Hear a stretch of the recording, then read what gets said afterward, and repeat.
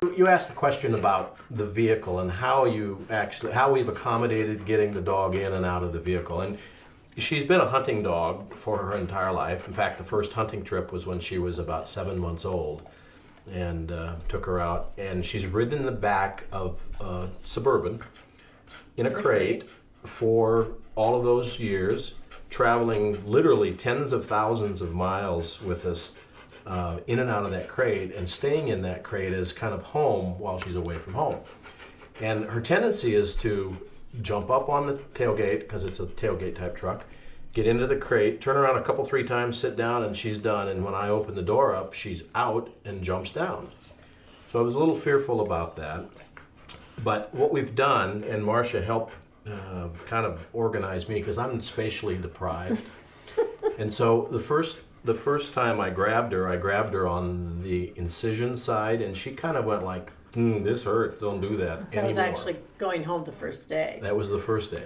And so Marcia says to me, as she ought to do quite frequently, Wrong side. maybe you want to be on the other side. And so I said, okay. And from that point forward, I would get on the other side. She would kind of just make sure the dog doesn't leap off the other side. It's the minute you open that crate door, somebody had to be there stopping her because Just she to was stop ready her, because to she go. comes on out. And if we instruct her not to, she generally doesn't Yeah. jump out, but she wants anxious. And then what we'd do is I'd put a hand underneath her chest and hold her chest, and then try to keep away from the incision. And then I would be careful and just lift her down onto the ground, and she'd flail a little She's bit. wiggling and wiggling the whole She time wiggles because she's the whole wanting to time. get her feet on But the we ground. would do the same thing to put her up, the hand underneath the chest, up close to the legs. In fact, sometimes I would go between the legs so that I'd have a good handle, and then just put her up into the crate. And the only other thing that was a problem there is that two things.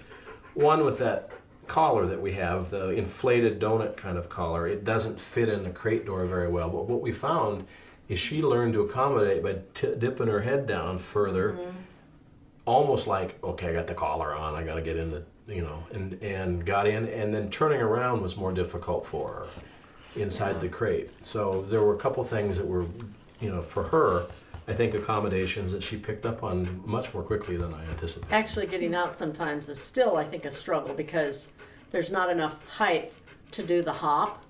So she's having to learn how to do a short little hop. Yeah. Because she gets front legs out, but the rest of her has to, It has to come out too, and so- she's got a hop to do it, and kind of hit the crate, which has been So kind of sometimes it's kind of a drop, but not too much of a space that it doesn't work. So that's worked really well, and we haven't hauled her around in any other vehicle other than the Suburban and the crate since we've gotten home. So Yeah.